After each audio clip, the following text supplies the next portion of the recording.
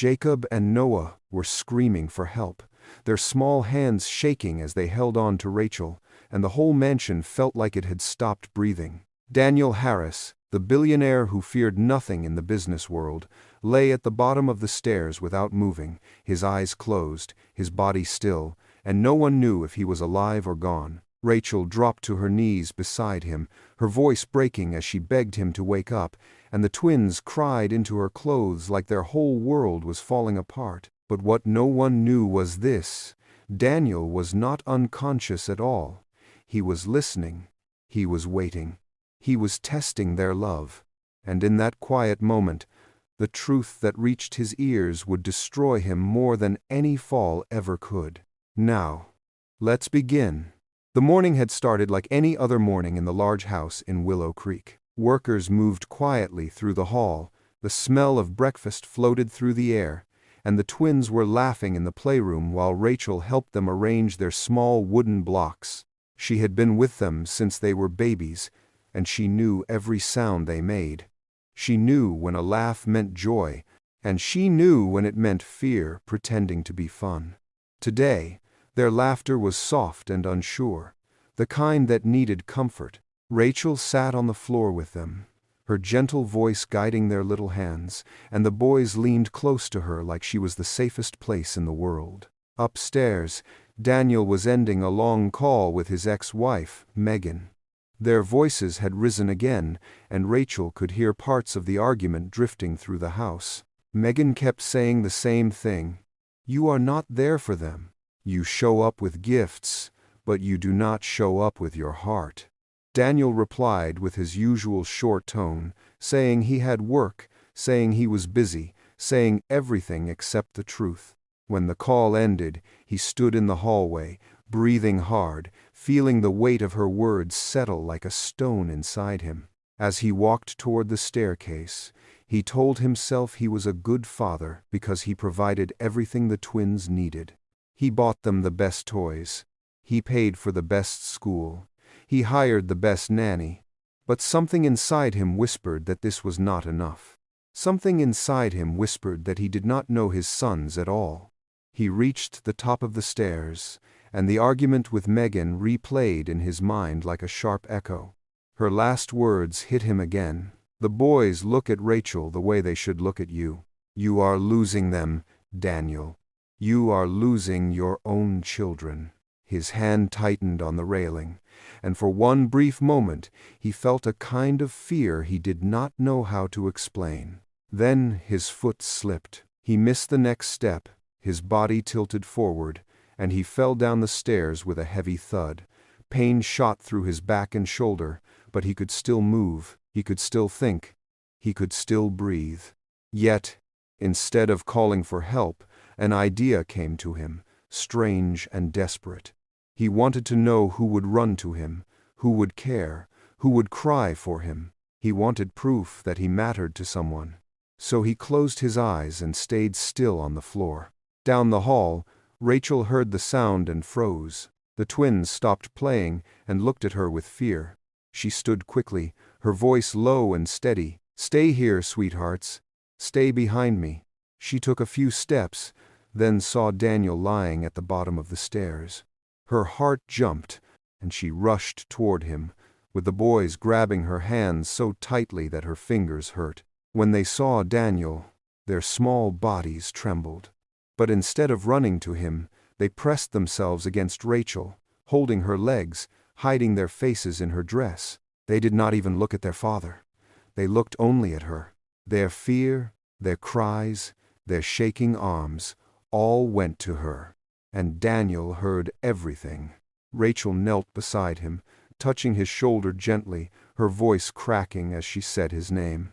"Daniel, please open your eyes. Please stay with us. Please. The boys need you." Jacob cried harder and buried his face in Rachel's arm. Noah wrapped both hands around her neck, refusing to let go. Rachel tried to comfort them while checking Daniel's breathing, and the sound of her panic filled the room like a storm. Daniel felt tears build behind his closed eyelids, but he kept them shut. He wanted to know more. He wanted to hear who they trusted, who they loved, who they feared losing, and what he heard broke him. Rachel pulled out her phone with shaking fingers and called 911. She pressed her forehead to Daniel's arm and whispered, "Please wake up." The boys were not calling for their father. They were calling for her.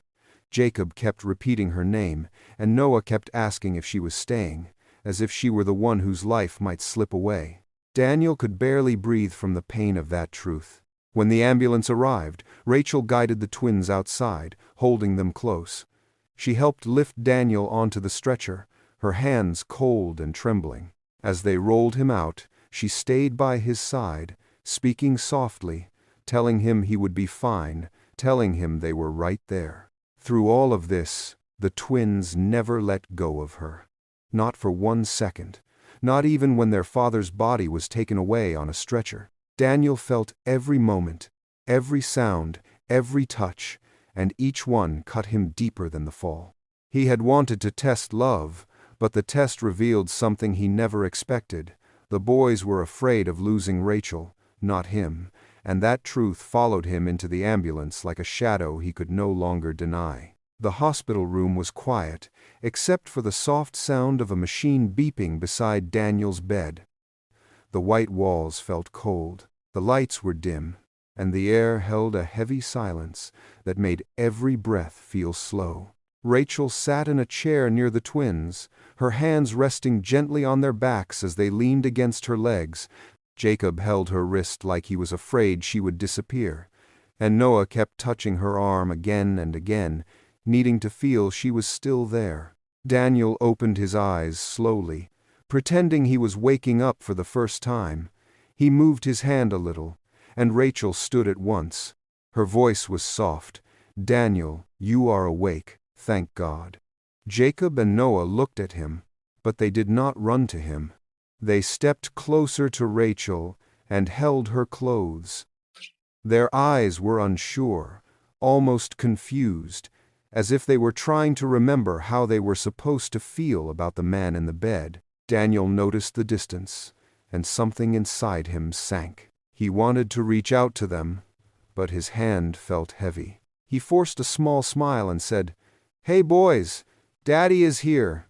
But his voice came out weak, and the twins did not answer. They only pressed themselves against Rachel again. Rachel kneeled down and whispered to them, "It is all right, sweethearts. Daddy is okay. You can say hi." But they shook their heads and held her tighter. A nurse entered to check Daniel's temperature, and Rachel moved back a little, giving space, but the boys followed her like shadows. Daniel watched this quietly. He watched the way Jacob leaned against her knee, the way Noah reached for her hand without looking, the way she soothed them with a small rub on the back. It was not forced, it was natural. It was something she had done 1,000 times before. And he realized again how much he had missed. After the nurse left, the room grew quiet. Rachel adjusted the blanket on the twins and tried to keep her voice calm. She asked Daniel how he felt, and he said he felt dizzy, but inside, the truth was stronger. He felt broken. He wanted to tell her that he heard everything at the house, that he knew the boys did not look for him, that he knew she was the one they trusted most, but he could not find the courage. He sat silently while Rachel calmed the twins with a small song she always sang at bedtime. Her soft voice filled the room like warm air. When Daniel was discharged and they returned home, the house felt different to him. Every room carried pieces of Rachel's care. In the living room, he found drawings the boys made with her. In the hallway, he saw a list she wrote for their daily routine.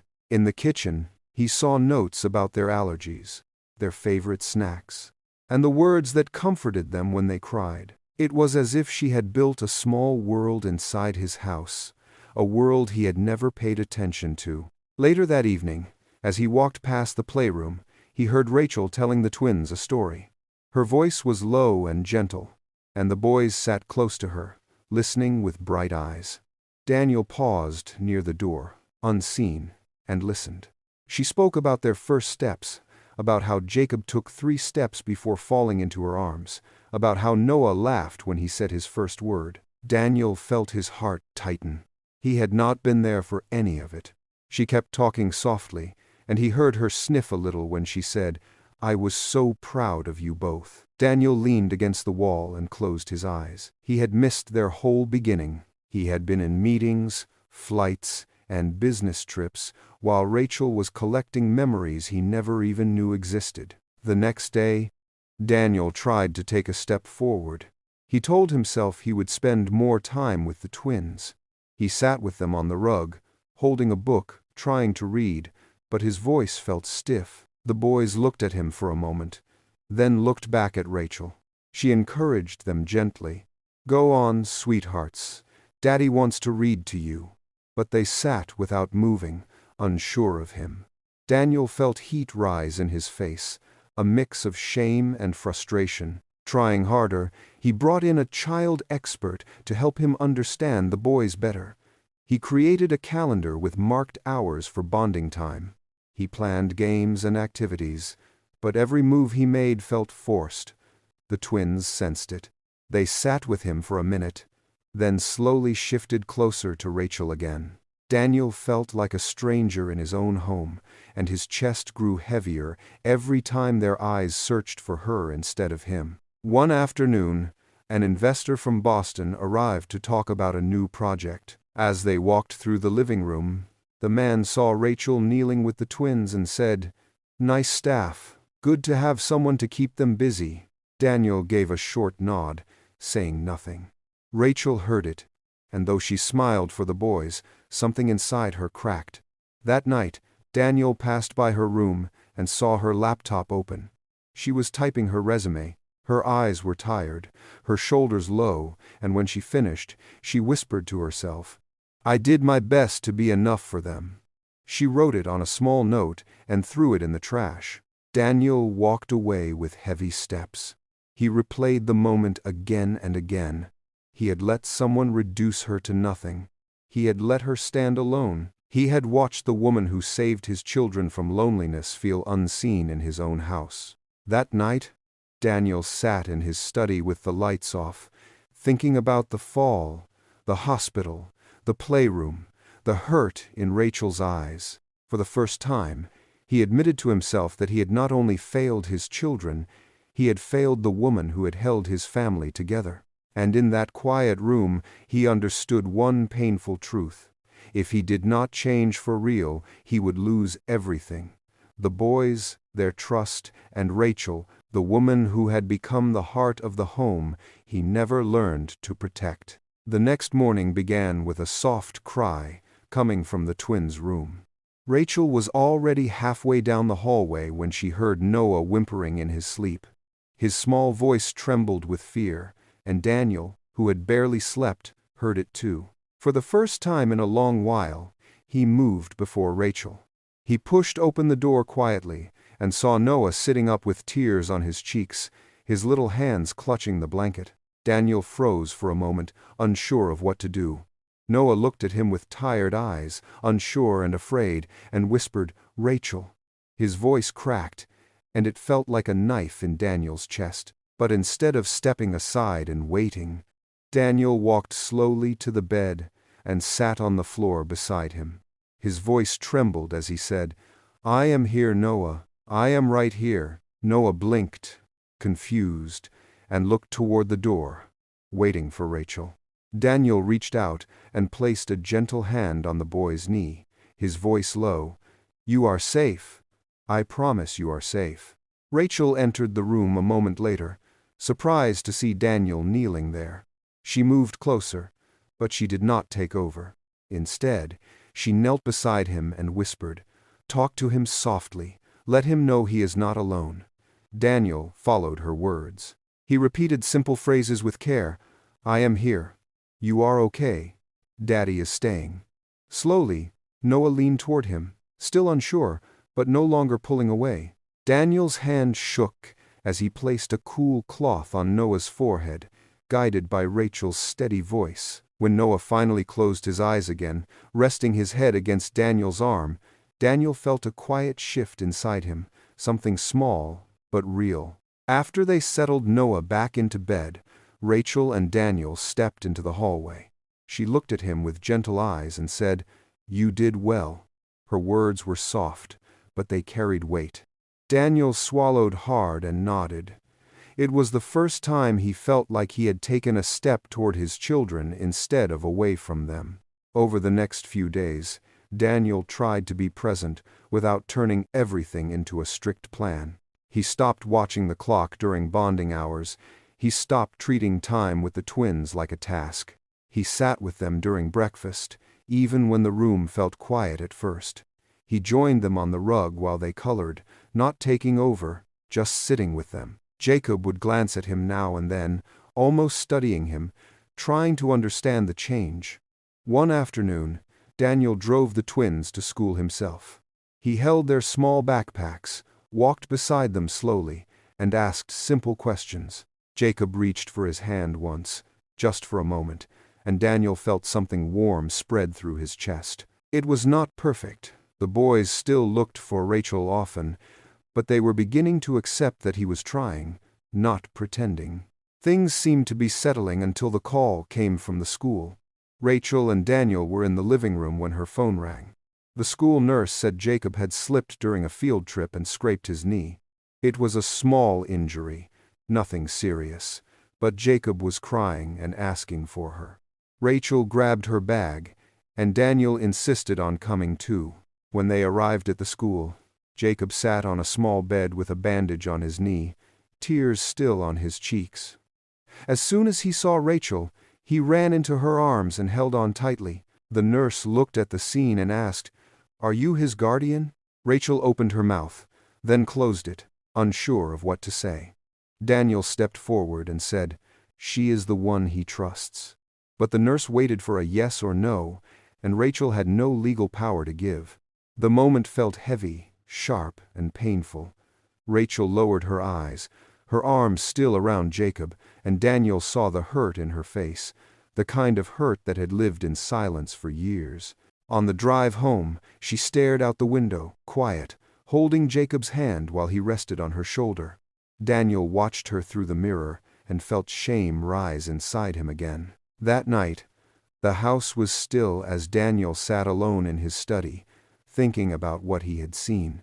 He thought about Rachel rushing to Jacob, how Jacob had clung to her, how the nurse had questioned her place, and how Rachel had no answer.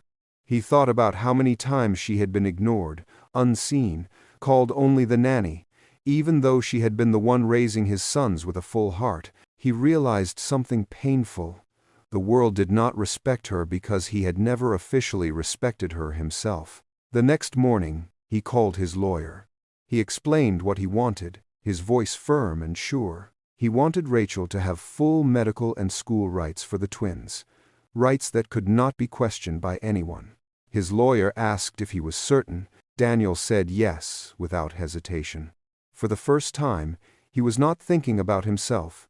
He was thinking about the woman who had been holding his family together. When the papers were ready, Daniel placed them in a white envelope and walked to Rachel's room. She was folding the twins' clothes when he handed it to her. She looked confused as she opened the envelope, then her hands began to shake. She stared at the papers, reading her name printed beside the words, giving her permission to make decisions for Jacob and Noah. Her voice trembled. "Daniel, what is this?" He took a slow breath and said, "It is what you should have had a long time ago. It is respect. It is trust. It is me finally seeing what you mean to my sons." Rachel pressed the papers to her chest, her eyes filling with tears. She tried to blink away. She whispered, "Thank you," and the words carried years of silent pain and quiet strength. As the days passed, Daniel continued to change. He canceled a 3-day business trip so he could stay home with the twins. He turned down a deal from London so he would not miss another school event. He went to their small school play and sat in the third row wearing a crooked dad pin Noah made. Slowly, very slowly, the twins began to see him. Jacob no longer froze when Daniel walked into a room. Noah started resting his head on Daniel's arm when they sat together. Rachel watched all of this carefully. She did not praise him too early. She did not assume the change would last, but she saw the difference in the boys, and she saw the calm beginning to return to the house. For the first time, the home in Willow Creek felt like a place that could heal. But the real test was still coming, and none of them knew how much would change when Rachel received a message that would shake the entire house again. Rachel sat on the edge of her bed, holding her phone with a quiet stare. The message on the screen felt unreal, almost too heavy for her hands. A respected children's organization in Dallas had offered her a position, a role she had dreamed about for years, a chance to help many children, not just two, but it also meant leaving Jacob and Noah, leaving the house she had poured her heart into, leaving the boys who called her name every time they felt fear. She sighed softly, pressing the phone to her chest, and closed her eyes as the weight settled deep inside her. Down the hallway, Daniel walked toward her room, carrying a small box of new markers the twins wanted her to have. He stopped when he saw her sitting still, her shoulders low, her eyes fixed on nothing. He knocked gently and stepped inside. Rachel lifted her head slowly, her face calm, but he could see something was different. He handed her the markers with a small smile, but she did not take them right away. Instead, she held her phone out to him and whispered, "I got an offer." Daniel took the phone and read the message. He blinked, surprise filling his face, then looked at her again. "This is a big offer," he said softly, his voice thoughtful. She nodded, her fingers twisting together. "It is. It really is." But her voice carried pain, not excitement. She looked down and said, "Accepting it means I have to move. It means leaving the boys." Daniel sat beside her, placing the phone gently on the bed. For the first time, he did not speak quickly. He took a slow breath, thinking carefully, and said, "Rachel, you deserve this. You deserve every good thing." She looked at him with tired eyes and said, "I do not want to hurt them." Daniel shook his head. "You have never hurt them, Rachel. You saved them. Again and again." She lowered her face into her hands. "I do not know what to choose," she whispered. Daniel reached out, his voice steady. "I will not make you choose out of guilt. Not anymore. I will not keep you here with fear that the boys will fall apart. I want you to choose freely." She looked at him, confused and teary. "You are not angry." He shook his head.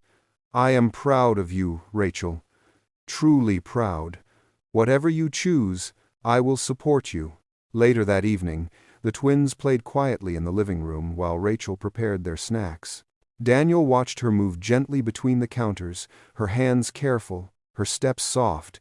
He saw the way Jacob followed her with his eyes, the way Noah smiled every time she glanced at him. He felt a sadness he did not know how to name, a sadness mixed with respect. He knew the boys loved her deeply, and he knew why.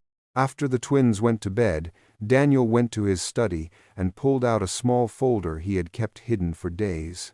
It held the first designs of a new project, something he had started after the moment at the school, something built with her in mind. He stayed awake for hours, making changes, adjusting long lines of notes, reading the story of her work and her dreams again and again. The next morning, he asked Rachel to meet him in the main hall. She walked in slowly, unsure of what to expect. Daniel held an envelope in his hand, the same way he held the guardianship papers before. He took a deep breath and said, "I want to show you something," and he gave her the envelope. Rachel opened it carefully.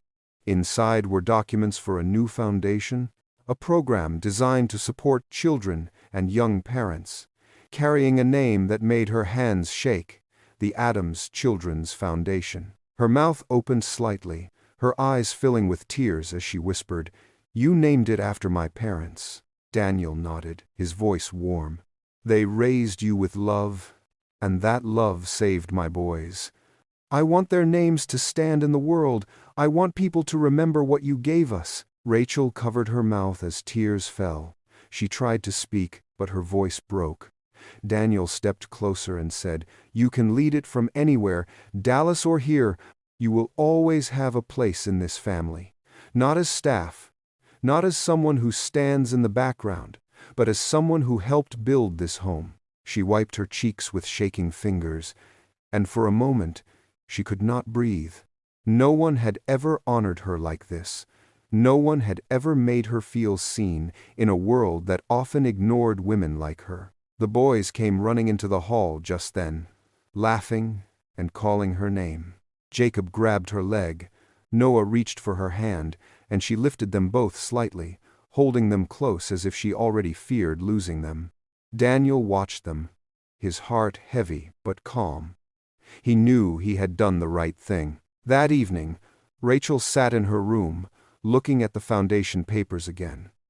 She thought about her parents, about their dreams for her, about everything she had learned from loving the twins. She realized that love did not end when someone moved away. Love stayed, love stretched, love grew. She placed a hand on her chest and whispered, "I will not leave out of fear. I will choose with love." The next morning, she walked into the dining room where Daniel and the twins were waiting. Her heart beat softly as she stood in front of them. Daniel looked up with quiet hope. Rachel smiled gently and said, "I will take the job in Dallas, but I am not leaving your family. I will visit often, and the foundation will be my home too." Daniel nodded with deep respect. "Thank you for choosing what is best for you," he said softly. Jacob and Noah wrapped their arms around her legs, holding on tightly, and she leaned down to kiss the tops of their heads. She whispered, "I am not going far, and you will always be in my heart." Weeks later, the house in Willow Creek felt different again. Not empty, but matured, grown, settled. On her last night before the move, Rachel sat on the rug with the twins between her and Daniel. She read their favorite story while one boy leaned against Daniel's shoulder and the other rested against her. At one point, as she turned the page, her hand touched Daniel's hand gently, and they held for a quiet second. No loud promises, no big speeches, only a calm truth filling the room. They had become a real family, not by blood, but by choice, by time, by small moments that built trust. For the first time, Daniel understood that love could not be bought. It had to be earned, and for the first time, Rachel knew she would never again be unseen. Dear viewers, this story reminds us that love is not proven by money or power. It is proven by presence, by patience, and by the quiet moments when a heart chooses to stay. Daniel learned this truth the hard way. He learned that children do not run to the one who provides the most. They run to the one who cares the most. And Rachel, a woman who came into that house with nothing but kindness, became the bridge that healed a broken family, not because she was perfect, but because she gave love without asking for anything back. Sometimes in life, we meet people who change us, not with big actions, but with small acts of care that slowly open our eyes.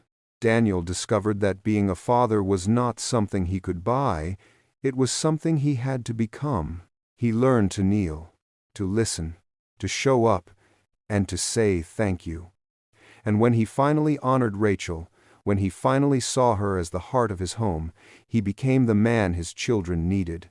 Dear viewers, think about your own life. Who has been there for you in quiet ways? Who has held you when the world felt heavy? Who has given you love without asking for anything? Sometimes the heroes in our lives are the people we least expect. If this story touched your heart, please like the video, share it with someone who needs encouragement today, and tell us in the comments where you are watching from and what lesson you learned.